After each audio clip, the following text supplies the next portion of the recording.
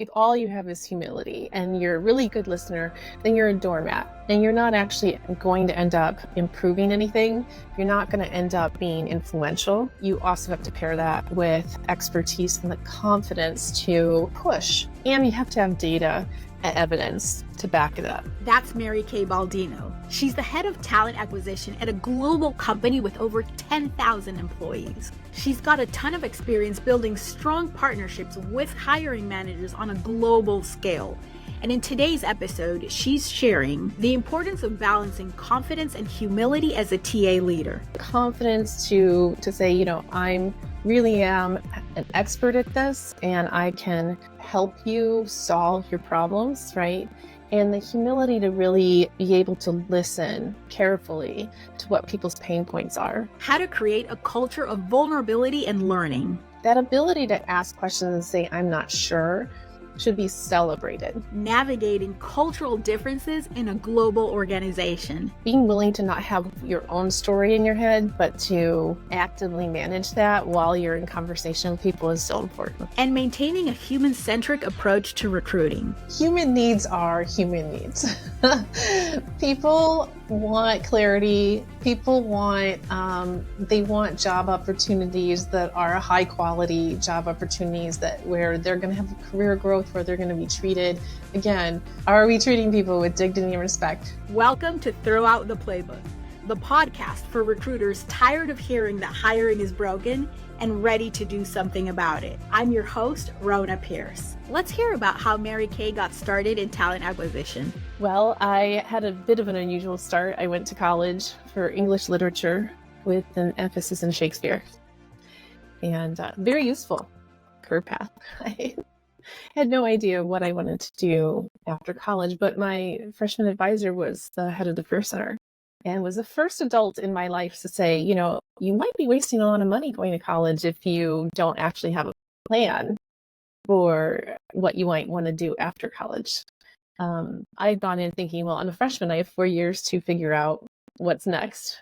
So I started taking a lot of personality tests and all the kinds of career evaluation tests that the Career Center had available, and none of them pointed to the same things. The only common denominator was that I liked working with people, and that I might want to consider going into personnel, because back then, that was a long, long time ago, that's what it was called. So I started working in the Career Center. I started doing internships, and I started calling companies and saying, hi, I'm a college student. I'm looking at a career in personnel. And would you be willing to meet with me and tell me what that means? And I got a lot of no's, actually, which is why I always say yes now when I get those kind of calls. But they did. People they were really generous with their time. They helped me understand what the career paths looked like and what my options were. One of the internships I did was in recruiting for a temp agency.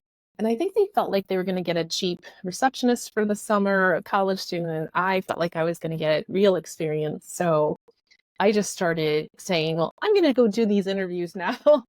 And I really enjoyed it. And I stayed with that temp agency through my college years, doing interviews, gradually taking on more account management responsibilities. And by the time I graduated with my Bachelor's of Arts in English, emphasis in Shakespeare, I had enough work experience and nobody cared what my degree was in anyway. And I started right out of college managing a temp agency. That is amazing. Long story, but it was really about having people who kind of intervened with me at the right places early on, and really pushed me to figure out what would really inspire me and where could I lean into my strengths. It's always so good. And I always, like you, had a ton of people say no when you asked about things. Yes. So I always like to say yes to people, because really very few people I've spoken to and I've hired over the years have ever told me I went to school for recruiting. It's always something that someone falls into, gets pushed into, That's or right. like stumbles upon. That's so, right. It's amazing. As someone who has transitioned from individual contributor to more of a TA leadership role, were there any shifts that you had to make in how you approached fostering relationships with hiring managers? Definitely had to shift my perspective from focusing on each individual hiring manager and what their open requisition was to looking at the organization much more broadly in terms of overall talent strategy, being able to sit down with executive leadership and talk about what was going on in terms of trends and not having to have the conversations about where are we at with this process for this one role at a time. So raising up that perspective to be able to utilize data and trends and patterns to describe what was going on instead of having, really pretty constrained narrative around one search. That was a change, and I'm a data geek at heart, and so it was really kind of a good change.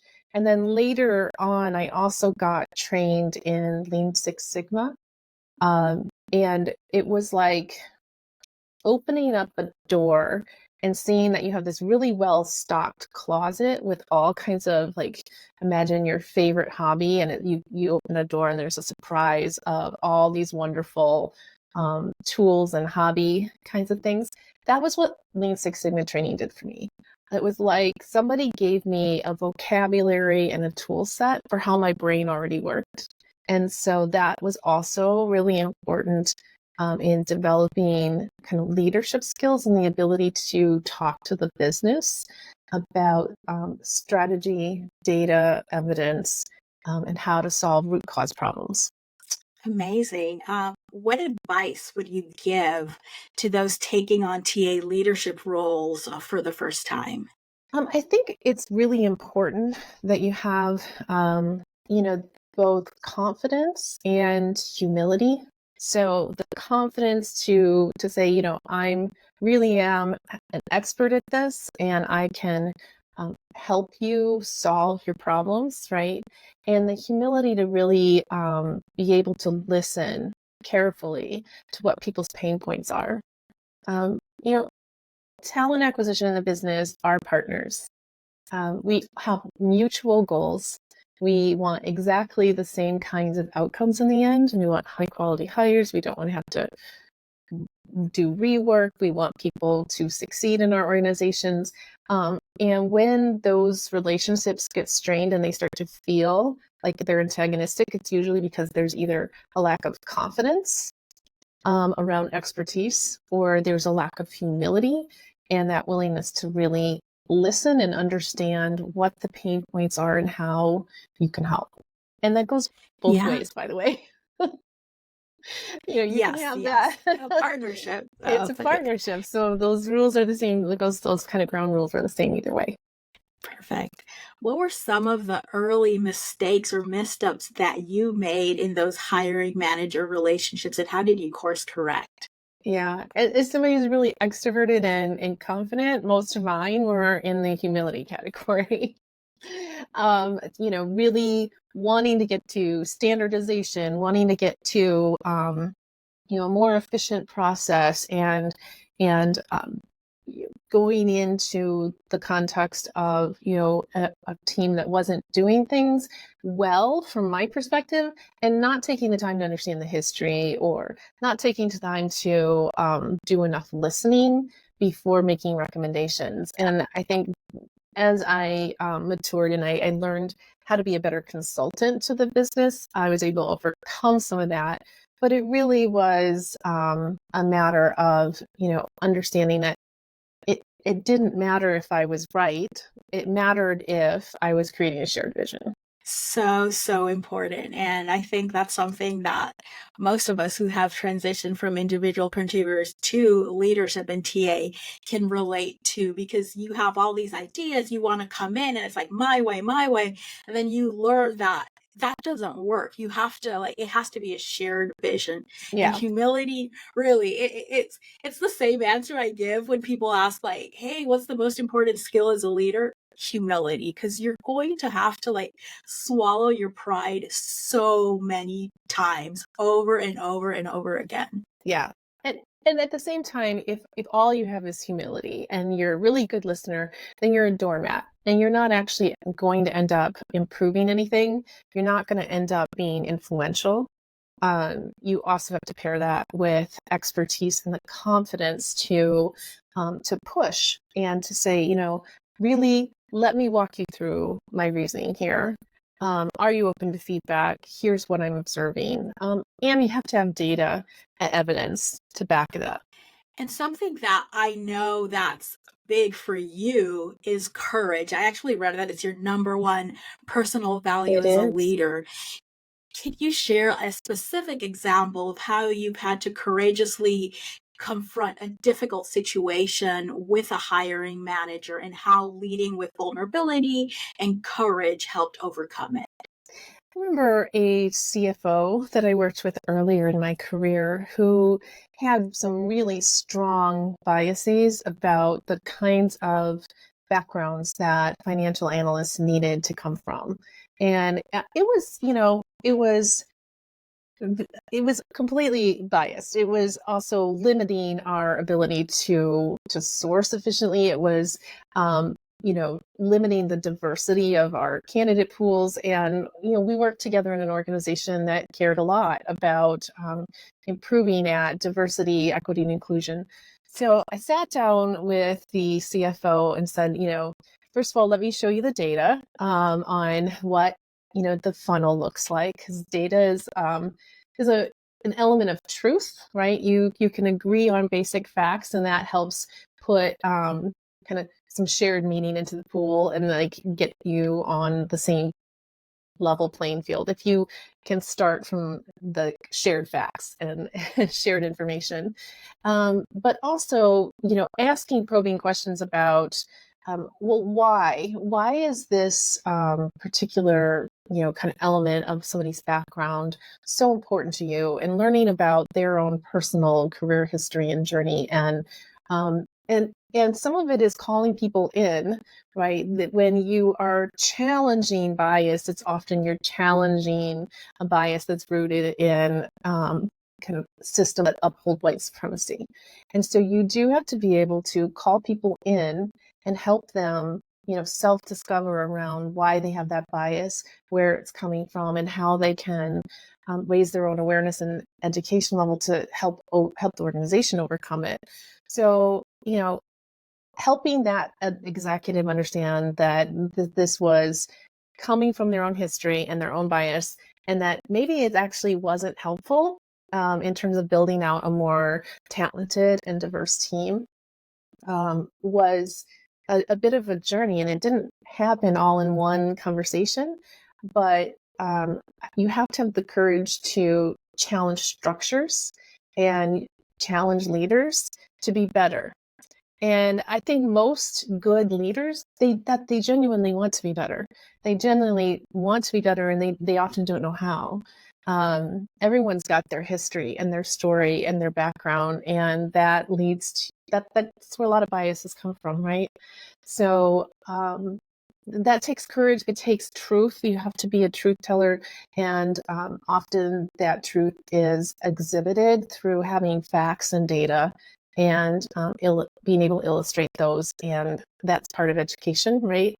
And I also think it takes vulnerability. I knew that going into those conversations, I was going to have to be an excellent listener. I was going to have to show empathy. I was going to have to, be willing to hear things I might not like hearing. And yet it was the right thing to do. And ultimately, we got to a much different place, and we were able to change the hiring criteria and open up the candidate pool to a far more diverse slate of candidates. And they hired some really excellent people that would never have been considered if that hadn't been challenged. That's such a great story. And I love how you mentioned vulnerability. Vulnerability is often seen as a weakness in corporate settings, Mhm. but you really champion it as a strength. Yes. How do you create an environment where both your team and hiring managers feel safe to be vulnerable and like talk openly about their challenges or any concerns? Yeah. I think vulnerability is a strength because it's when people are capable of vulnerability that they're capable of learning. And so, if you build an environment where people first and foremost feel that they are treated with dignity and respect, every person, every person deserves that. And if they feel treated with dignity and respect, that is foundational to being capable of feeling vulnerable. I think there's a lot of other things you can do as a leader to help build that environment where vulnerability is a strength. Um, Asking people for feedback consistently, asking people for their input and seeking out, diverse perspectives is really important. But when people ask questions, I think especially as people are newer or they're onboarding or they're working in a stretch assignment, that ability to ask questions and say, I'm not sure, should be celebrated. So it is so important to me that when somebody asks a question, that they understand there is no stupid questions. There's never any stupid questions. Yeah. That is critical. That is so critical. And I think there are ways to build those skills and build that resilience and in teams just by establishing really clear leadership behaviors around what happens when somebody says, I don't know the answer to this, or I'm not sure. And when you celebrate that and when you thank them for being vulnerable and you reinforce that over and over again, you're demonstrating what you want, what kind of culture you want, what kind of behavior you want. That is so good. I know that now you work in a global organization, which brings in a lot of different aspects to this whole hiring manager and recruiter relationship. What unique challenges have you faced building relationships with hiring managers from diverse cultural backgrounds, and how did you navigate those challenges? Yeah, I've worked in global settings for a long time now, and I really enjoy it. I think it's in a uniquely challenging thing because recruiting practices aren't and can't be the same globally. There are some certain, fundamental underlying elements, right? You need data, you need tracking, all of that. But recruiting practices can't be the same because labor markets aren't the same. Just like in a single country like the US, you don't treat every search exactly the same. And you certainly can extrapolate that on a much larger scale when you're talking about how do you extend them into global settings. So things that would not be culturally appropriate in the US are radically different in other countries, not only for cultural reasons, but even for systemic reasons like labor laws, labor market conditions, economic reasons. So some countries have, every employee on a contract, right? Their employees are contracted and they have really strict time frames where people have to give notice periods, things like that. Those are not things we deal with in the United States, where things are very much a employment at will type of enterprise. In fact, it's really hilarious to explain what employment at will looks like to people from some of these other countries. They're like, "How do you run a business that way?" Right? So I think it's understanding and self education and again listening and getting the people into storytelling mode as you're starting to work with them, like really understanding how do I kind of walk in your shoes. How do I deeply understand the unique challenges and problems that you're going to have that are way outside my own personal context, but you can help me understand them. And I think there's many, many large and small examples of that. A small one that came up recently was that we have social media channels that are shared globally, right? LinkedIn is an example, and Facebook, and so there are certain things about the Filipino culture that really wouldn't fly in the United States. Like, we stay away from a lot of religious overtones in how we communicate with associates here in the US. But in the Philippines, where the main religion in the country is Catholic, over 90% of Filipinos are Catholic. They were posting something on Facebook that was about the closure of their assessment centers for the long Lenten weekend, right? That's culturally appropriate there. And it is not in the US. We wouldn't necessarily do that. We might focus on, like, it's spring break or something different. Yeah. But understanding the context is so critical to being able to help facilitate in the right ways. It's reminding me as you're talking, because I'm not from the US. So when I moved here just 14 years ago, after having my career I'm from Latin America, from Panama, like all of these differences that you're explaining, I was like, yeah, this was hard for me. Like at will employment, I was like, wait, what? And it goes both ways. Like there's no laws. Right? And then yeah, it's like I had never worked a Good Friday in my life. I'm not Catholic, but yeah, my country is Catholic. So it's like, wait, we're working on Good Friday? Right. So yeah, that There, that was interesting. there's also kind of common ground, though, when it comes to recruiting. I mean, the business outcomes that are desirable are really the same globally. Even certain best practices around things. In India, for example, it's very, very common to use fairly heavy hand with assessments and testing. There's a completely different kind of labor market there, and there's no kind of real rules or regulations that say, well, your tests must meet these kind of clear standards, right? But the best practices around how do you construct a fair and reliable test, they're global. Those are Yeah. universal. And so when I think about, work I'm doing around our assessment program and structuring it, it really is applicable globally, even though we don't have the same context or the same market conditions or the same, kind of labor laws from country to country. Those universal principles of, we want to treat people fairly, we want to have tests that are reliable, and we want to have tests that are predictive of performance on the job, and how you get there can be the same across cultures. Yes, very, very true. Can you share an example of a time when cultural differences or nuances impacted your approach to collaborating with a hiring manager? I think that a lot of the work that I've done with other cultures has been about understanding some of the dynamics around gender.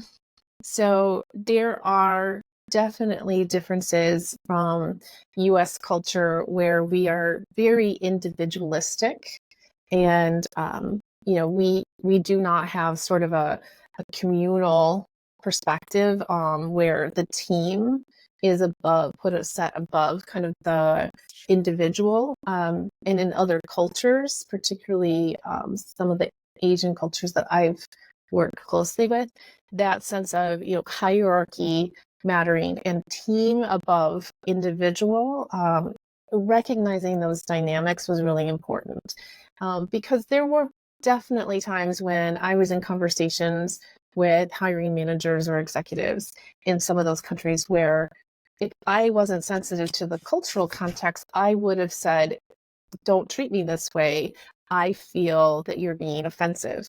And it was really important that I was able to kind of set aside some of my own cultural biases around, this is how people need to interact with me in order to be acceptable, and understand why they would say or do or, behave in a certain way, because of their cultural context. So I think being willing to not have your own story in your head, but to actively manage that while you're in conversation with people is so important. And with all of your experience now leading teams, how do you make sure that your teams who are working with hiring managers from different countries and different cultural backgrounds, how do you make sure that they're equipped with the cultural awareness needed to build these strong relationships? I think some of that depends on having a shared framework where the roles and the accountabilities are really clear. A lot of the framework of recruiter enablement, hiring manager enablement that my team has focused on here over the past couple of years has really been about making sure that there's clear accountability kind of boundaries, that we understand how recruiting is going to deliver and how managers are going to deliver, how we can work together to make that smoothly and run smoothly. And I think it is so important to have structures and frameworks, right? If you're only relying on individual people's competency and interpersonal skills alone, you're going to run into problems. There has to be structure. There has to be frameworks that are well understood and that cross those kind of cultural lines, right? So as long as you have some of those process and accountability frameworks in place, it makes gives the people the ability to focus on just how do I keep improving my interpersonal effectiveness at this? How do I stay in listening mode? And I'll go back to that sort of culture that I focus on building around vulnerability, staying in learning mode, right? How do you communicate those processes, that structure with both your team and with hiring managers? Because I would imagine that's important for this to work.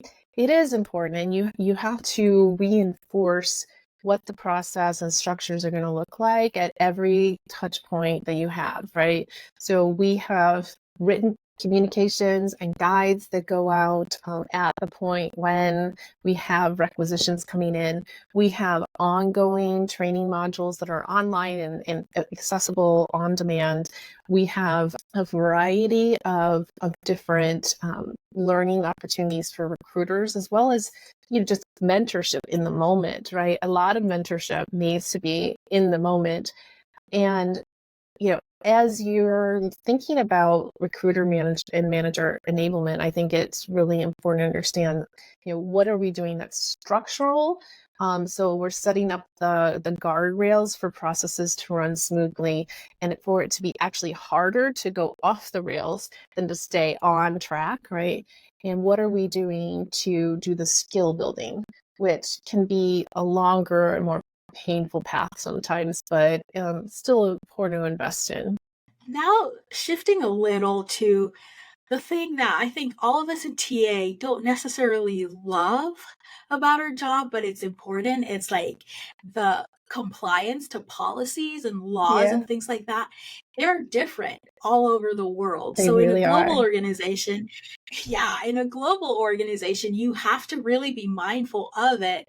And they vary, some might be contradictory between countries and regions. So, Mhm. how do you align your team's collaboration strategies with hiring managers while respecting those local nuances? Well, some of how we do that again goes back to some of the structure and process, and you can reinforce that within your HR platforms, right? So within your ATS, you can set up workflows and rules and guidelines that are modeled after what needs to happen from a compliance perspective in that particular country. So the amount of information that we collect on our application form that's really, really personal in India is huge compared to what we would collect on a US-based application form. Labor laws, even managing some of these personally identifiable information, radically different from country to country. So you have to have the right partners, even attorneys, on the ground in those countries who are advising. But you can have some underlying philosophical agreement as well. Like, what is the kind of candidate experience we're hoping to deliver? How are we demonstrating our company's values and culture at every step in the candidate experience, and creating the right impression of our employer brand at each step in the process. So those are the kind of philosophical conversations that sort of underpin how you approach some of the process and the guidelines, to not just comply, but to go beyond mere compliance to actually creating a positive experience. Yeah, and that brings up a good point. Like candidate experience at the end of the day, no matter where you are, I think from my experience, at least in global organizations as well, candidate experience, you always want it to be the same. Like candidates all want the same. They want it to be treated like humans, Yes. no matter where they are in the world, and they want communication. So that's one thing that is like exactly the same, no matter Yes. where. Human needs are human needs. People Yes. want clarity. People want they want job opportunities that are high quality job opportunities, that where they're going to have career growth, where they're going to be treated, again, dignity and respect. Everything Yes. goes, that's the baseline, right? Just, are we treating people with dignity and respect? Some of that means, are we getting back to them in a timely manner? And some of that means, like, when we get back to them, are we, illustrating our brand in a positive and encouraging way? So you're always going to say no to far more people than you say yes to.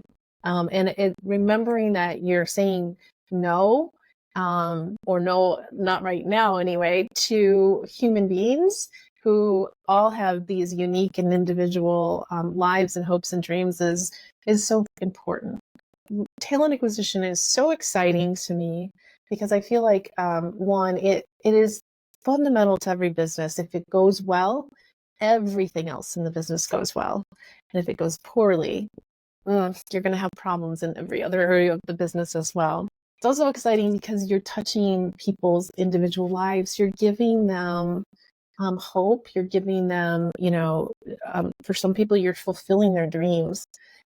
That is a really incredible impact to have at both the organizational and the individual level. Yeah. And when you sit back and think about it at the core, that's also why I love talent acquisition. It's like, yes, you're helping people. It's just, I love it. I could talk about this for hours about how important the work that we do is. It's funny. I've worked in other areas of HR. I've been an HR generalist. I've done employee relations. I've been actually an affirmative action compliance director. I've done all kinds of other things. I've led data analytics teams. I always come back to talent acquisition, though. It is one of the most complicated jobs I can think of. People aren't predictable. You want to mess up a process, you just insert, human beings into it. And yet it is so incredibly exciting.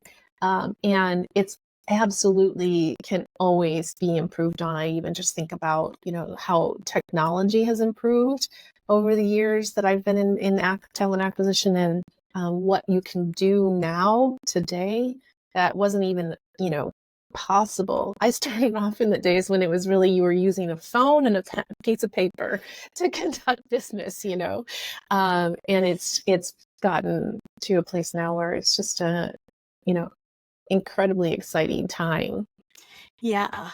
I think the last question I have is, as a global TA leader, how do you balance like the need for standards and processes and practices with the flexibility required to adapt to local hiring manager preferences and cultural norms? Yeah, I think a lot of it is understanding that the labor market drives so much, and that labor markets can operate at a really micro kind of level. I mean, even if we take India, for example, the labor markets are incredibly different from one city to the next, right? So, where you place your offices is going to influence things about your process and your how you're managing your hiring managers and what kind of candidate experience you're delivering. So it's really you can take your knowledge and understanding of US based recruiting